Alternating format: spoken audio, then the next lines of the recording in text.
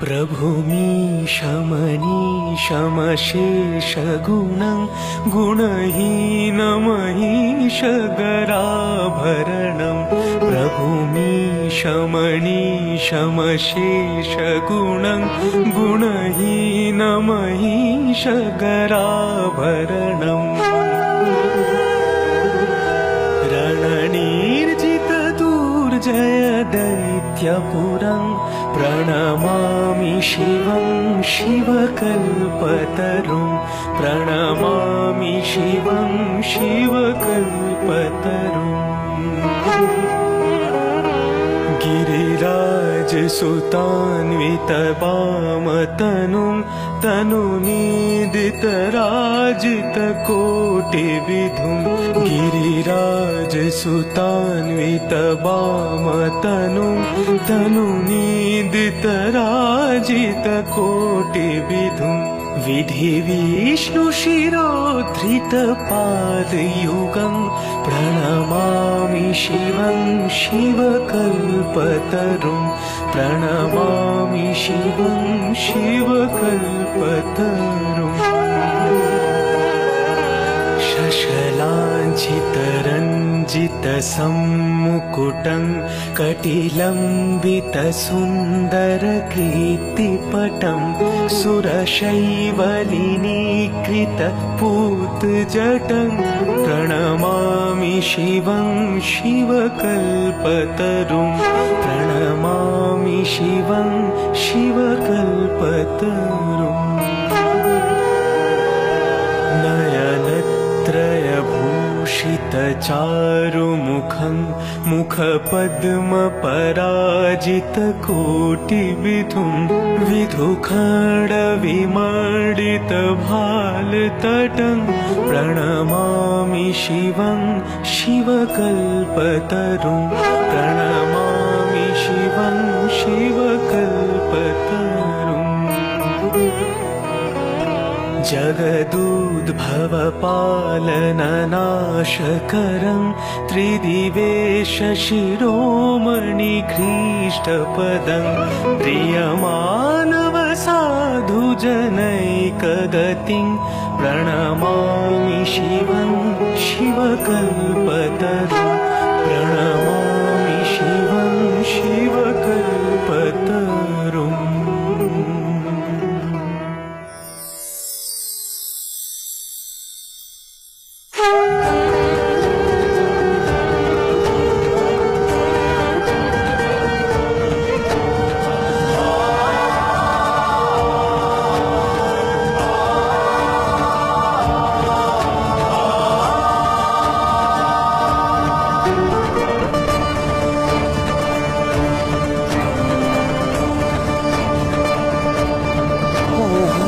शिवाय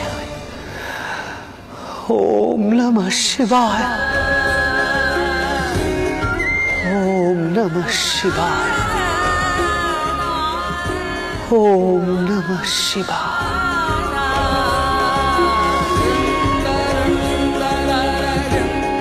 এ আমার কি হয় ছোট ঠাকুরের কণ্ঠস্বর শুনলে? কেন ভেতরটা ইদানিং এত আকুলি বিকুলি করতে থাকে?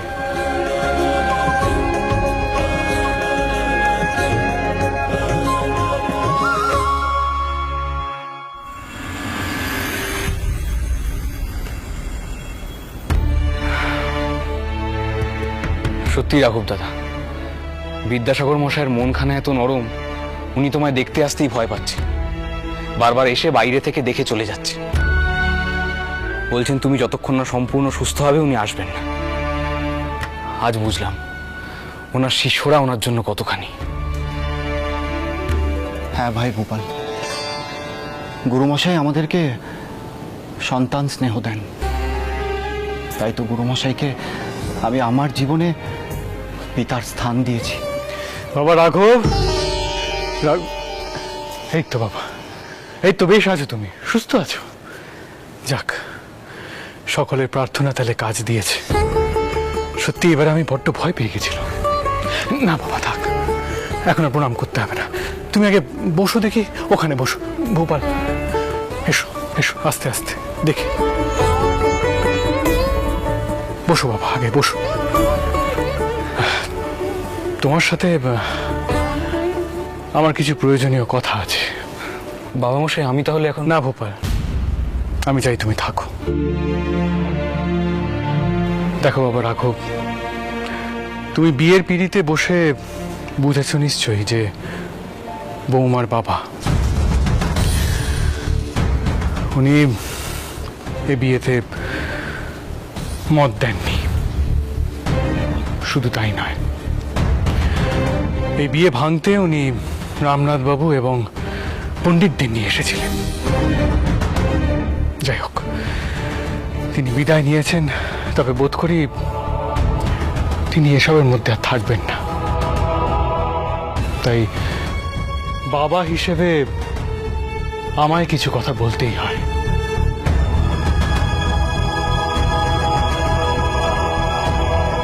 দেখো বাবা রাঘব, আমার মেয়েটা বড় ভালো মেয়ে, তাই আমি অনুরোধ করব তুমি তাকে ভুল বুঝো না, তাকে সুখী রেখো বাবা। তুমি তাকে সুখী রাখবে তো? মথুরবাবু, আপনি আমাকে লজ্জিত করছেন, এটা তো আমার কর্তব্য। মথুরবাবু নয়, তুমি আমায় মিশু বাবুই বলো। শুনলাম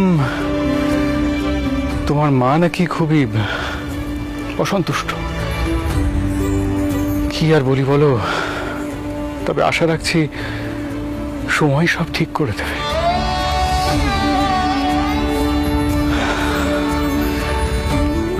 গোপাল, তুমি ওর সাথে একটু থাকো, একটু কথাবার্তা বলো। চলি। তুমি বসো রাঘব দাদা, বসো। আসছি। বাবা মশাই আসলে বৌঠানকে বড্ড স্নেহ করেন জানো তো, কিন্তু সেটা সবসময় প্রকাশ করতে পারেন না। বৌঠান আমার এমনই, উনি আমার নিজের দিদির মতো, কিন্তু এই সব কিছুর জন্য বোধহয় উনি নিজেকেই সব থেকে বেশি অপরাধী ভাবছেন। রাঘব দাদা, তুমি আমায় কথা দাও, তুমি ওনাকে সামলাবে। ভাই ভোপাল, বিয়ের পর থেকে এখন অবধি আমার তার সাথে কোনো কথা হয়নি, দেখা হয়নি। আমি জানি না যে তিনি কি ভাবছেন না ভাবছেন। তারপর আমার মা যেভাবে ওকে...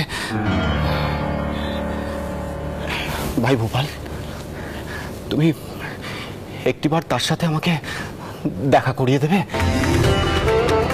সে কি রাঘব দাদা, তুমি কেন কেন দেখা করাবো না? তুমি একটু বসো, বসো, আমি এক্ষুনি ব্যবস্থা করছি। দাঁড়াও।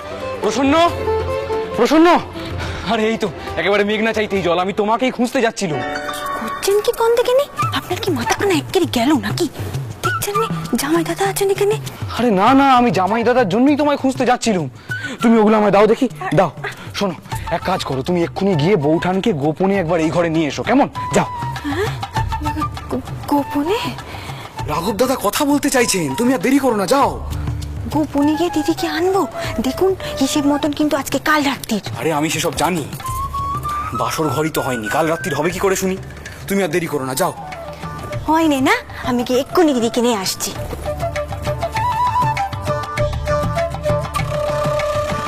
বুঝলে রাঘব দাদা, আমি প্রসন্নকে বললুম, সে সবকিছু গোপাল ভাই, কাজটা বোধহয় ঠিক হচ্ছে না। গুরুজনরা যদি জানতে পারেন তাহলে... রাঘব দাদা, তুমি এই সবকিছু আমার ওপর ছেড়ে দাও তো।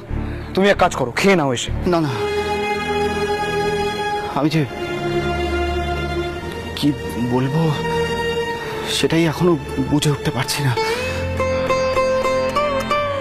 রাঘব দাদা, আমি তোমার থেকে বয়সে ছোট, আমি তোমাকে এই নিয়ে আর কি বলি বলো তো। তবে বৌঠান ইদানিং খুব একটা কথাবার্তা বলেন না, চুপ করে থাকেন, কিন্তু তিনি আগে এমনটা ছিলেন না জানো তো।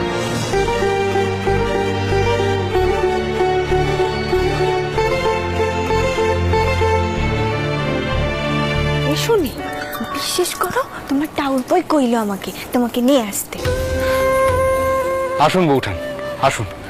আমি প্রসন্নকে বললুম আপনাকে নিয়ে আসার জন্য। রাঘব দাদা একবার আপনার সঙ্গে কথা বলতে চান। ঠাকুরপো, তুমি তো জানো আজ রাতে আমি এই ঘরে এসে জানতে পারলে বাড়িতে গন্ডগোল বাঁধবে। থাক ভোপাল, উনি অস্বস্তি বোধ করছেন যখন, তখন প্রয়োজন নেই।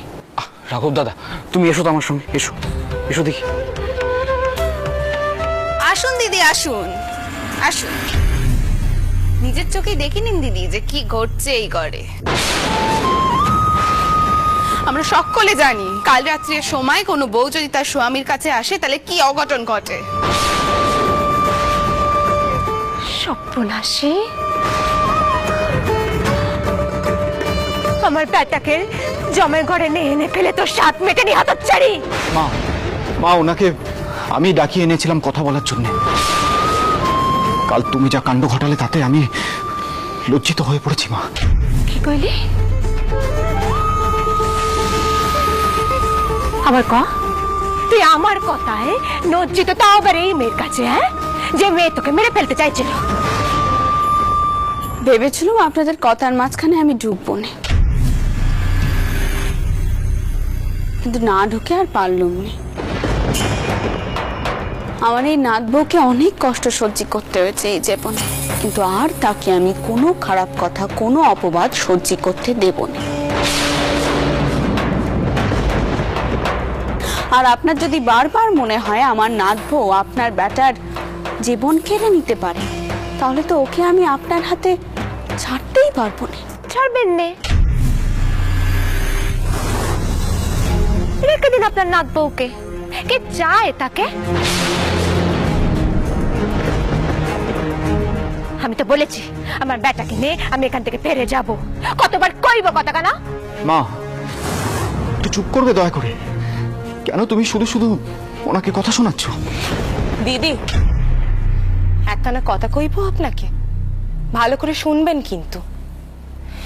আপনি তো ভাবছেন আমাদের মেয়ের জন্য আপনার বেটার জীবন যাবে,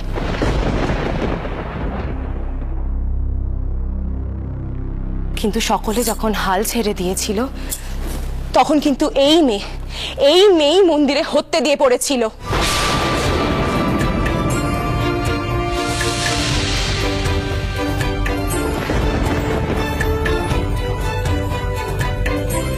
আমার মা নিজের গলা ছিঁড়ে মা ভবতারিণীর পুজো দিয়েছে। শুধু তাই নয়, আমি যখন মায়ের পায়ের সিঁদুর এই মেয়ের মাথায় ছোঁয়ালাম তখনই কিন্তু আপনার বেটার জ্ঞান ফিরল।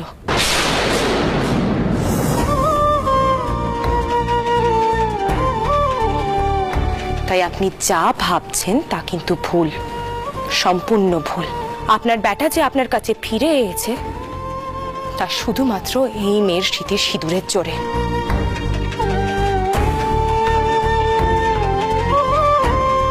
দেখুন বাউনবো, আমি বুঝতে পারছি আপনার সংস্কারে বাঁচছে এই মুখে মেনে নিতে, কিন্তু তা বলে একজন নির্দোষ নিরপরাধ মেয়েকে আপনি এমন করে তো শাসন তো করতে পারেননি। সেটা করা কি উচিত বলুন? হাজার হোক, সেই কিন্তু আপনার বেটার বউ।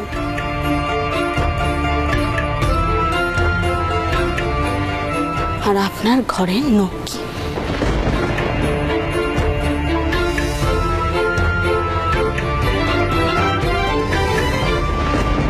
হবে না মা, কোনো কালে হবে না, তুমি দেখে নিও। এই বউ কোনোদিনও সুখী হবে না। এই আমি কই গেলুম।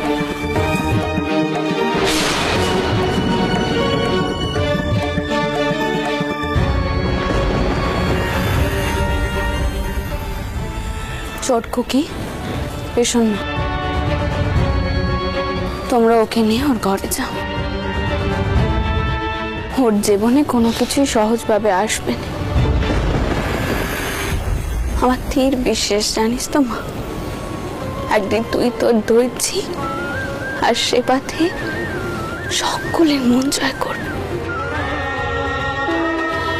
কাঁদিস না, দেখিস মা ভবতারিণী তোকে আশীর্বাদ কর। একদম কষ্ট পাস না, তোর আর কোনো ক্ষতি হবে না। আমি করছি, কোনো ক্ষতি হতেই পারে না।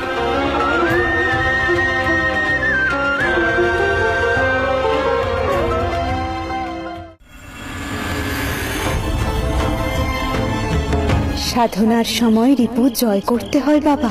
ক্রোধ হলো দ্বিতীয় রিপু। ক্রোধকে জয় করতে হবে। ভোলানাথকে স্তব কর, মন শান্ত হবে। ওম নমঃ শিবায়, ওম নমঃ শিবায়।